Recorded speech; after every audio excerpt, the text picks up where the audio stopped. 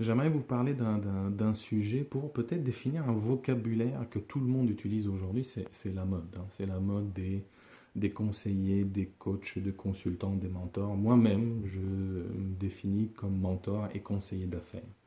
Mais ce matin, quand je lis quelque chose en disant si tu es conseiller d'affaires, j'attends que tu me dises si tu dois me payer par dividende ou par salaire. Je m'attends à ce que tu me dises combien je dois avoir dans mon compte bancaire. J'attends que tu me dises. En fait, il y a une chose, c'est que l- la définition de tous ces mots-là, c'est important et je pense que celui qui reçoit le service et celui qui attend ce service-là n'ont pas la même définition. Et c'est quelque chose qui devient que tout le monde s'autoproclame coach, tout le monde s'autoproclame consultant et mentor. Mais est-ce qu'en même temps, on a besoin d'une certification pour ça? Ok. Moi, je ne pense pas. Je pense que peu importe la casquette que tu portes là-dessus, dans cet aspect-là, qu'il soit consultant, coach, mentor ou autre, c'est une attitude. Ok. C'est une expérience et aussi un savoir-faire. Ok. Je donne un exemple. Moi, je suis certifié Scrum Master.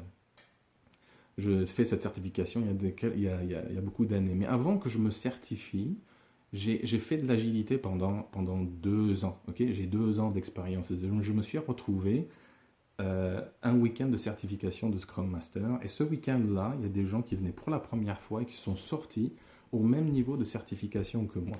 Donc eux, ils sont sortis avec des outils qu'ils ont appris, ok, et qui veulent les appliquer. Tandis que moi, ces outils-là, j'ai pu aussi les appliquer et j'ai vu ce qui marchait pas. La certification, c'était comme un plus, une sorte de légitimité liée à ça. Sauf que la valeur de ce qui est donné, c'est toujours autour de l'expérience. Et aussi l'expertise qu'on peut développer dans un domaine ou dans un autre.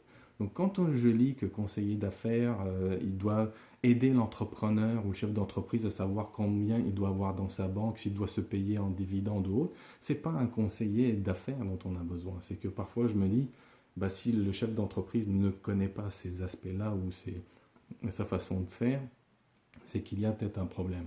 Un mentor, je viens de sortir d'une réunion 2 heures ce matin entre mentors au réseau M. Je suis mentor au réseau M. Et nous, on travaille sur le savoir-être. On travaille avec un entrepreneur, l'entrepreneur lui-même, peu importe les entreprises qu'il a autour. Parce que vous ne savez pas le nombre aussi d'entrepreneurs qui, eux, des décisions professionnelles qu'ils prennent liées aussi à un état dans lequel ils sont.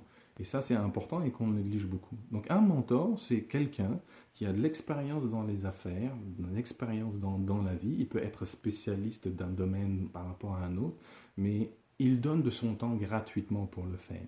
La différence avec un coach qui, lui, il a de l'expertise et lui, il est là pas pour partager son expérience, il est là pour t'aider à développer une compétence, toi en tant que chef d'entreprise, pour utiliser un outil particulier, pour que tu maîtrises un outil ou tu maîtrises une qualité qui te concerne, mieux gérer ta confiance là-dessus. Mais un conseiller d'affaires, il ne va pas venir faire le travail à ta place.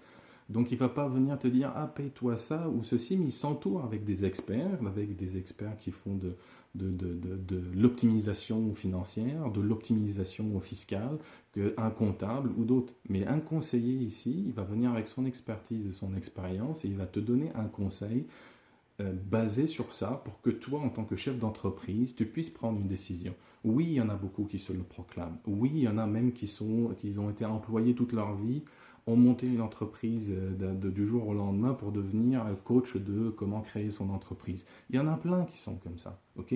Moi-même, je me retrouve en fait bloqué à me justifier sur mon activité de conseiller, parce que je suis plus conseiller, coach et mentor, de me justifier parce que l'expérience d'un client, elle se retrouve, on va dire, il y a plein de charlatans dans ce domaine-là, et ça existe dans tous les domaines, pas uniquement avec ça. Je suis expert dans le domaine du commerce et marketing numérique. Ok. Je l'ai pratiqué pendant des années.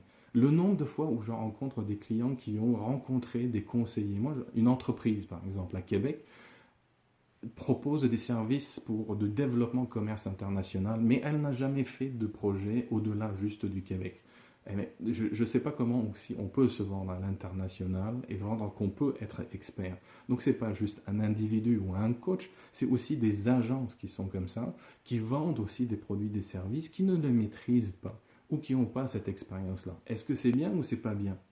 Ça dépend, parce qu'il y en a qui ont l'attitude pour, qui ont envie aussi d'apprendre. Et peu importe si on a envie d'apprendre, on va dire, d'apprendre dans un certain domaine, c'est quelque chose qui est, on va dire, honorable là-dessus, mais moi j'ai entendu dire des personnes qui veulent être coach parce que ça sonne bien, ou un consultant que lui, tu lui donnes un mandat, pour te régler un problème. Donc tu utilises juste son expertise à lui. Donc le consultant, tu payes un mandat, tu utilises son expertise pour te régler un problème. Le coach, tu lui payes un mandat pour que toi, en tant que chef d'entreprise, tu développes une capacité ou tu développes un savoir-faire particulier ou même une qualité d'un savoir-être. Un mentor, il est là pour te donner de son temps bénévolement pour partager son expérience avec toi pour que toi, en tant que chef d'entreprise, tu puisses prendre une décision. Il ne va pas prendre une décision à ta place. Ni le conseiller va prendre une décision à ta place, ni le coach va prendre une décision à ta place, et ni le mentor va prendre une décision à ta place, voire même le consultant non plus. Donc, les attentes aussi, toi, en tant que client, quand tu fais appel à ce genre de choses, on a l'impression que tu fais appel à un conseiller, tu attends que ça arrive avec une recette qui va marcher pour tous. Certes, les certifications vont donner des outils. Certes, les outils, tu peux lire dans un livre ou dans un autre que tu peux acquérir. Sauf que tu n'as pas le temps aussi de tout faire. Sauf qu'il y en a un qui est spécialisé dans un domaine par rapport à un autre et qui peut être utile pour toi. Moi, j'ai monté un restaurant, ok? Il n'y a pas de recette miracle.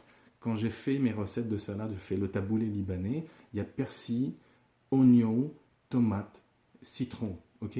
Quand on écrit une recette et qu'on passe la main à quelqu'un d'autre qui doit exécuter la même chose, ça ne donne pas le même goût. Tout simplement parce que quelqu'un qui utilise le persil plat, c'est différent du persil, du persil frisé. Si la tomate est rouge et la tomate est, on va dire, plus mûre par rapport à une autre, elle te donnera un goût sucré. Et si le citron, il n'y a pas assez de jus dedans pour presser ou autre, il y a tout ce mélange-là. Et donc ça, c'est le plus que ça apporte. C'est pas parce qu'on a une recette et des outils qu'on va les appliquer à tout le monde de la même façon. Ok? Je sais qu'il y en a beaucoup qui sont, on va dire, qui prétendent tout et n'importe quoi, mais aussi en tant que client, quand vous faites appel à ce genre de choses, vous ne faites pas appel à un mentor pour faire un travail d'un consultant. Ne faites pas appel d'un consultant pour faire appel à un mentor. Ne faites pas appel à un coach sportif qui va aider quelqu'un on va dire, à maigrir ou à monter une activité sportive si tu veux un coach de vie. Donc, il y en a qui sont bons dans ce qu'ils font.